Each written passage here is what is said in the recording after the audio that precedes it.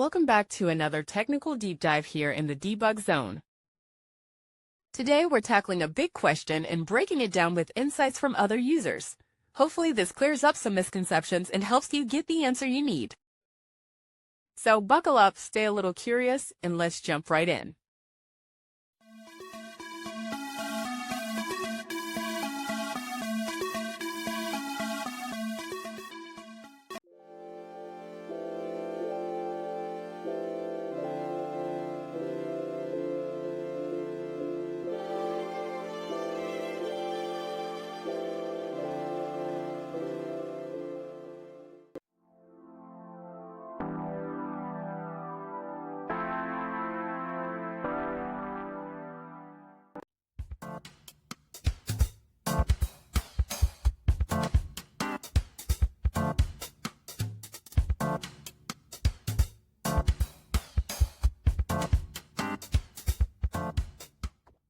And that's a wrap.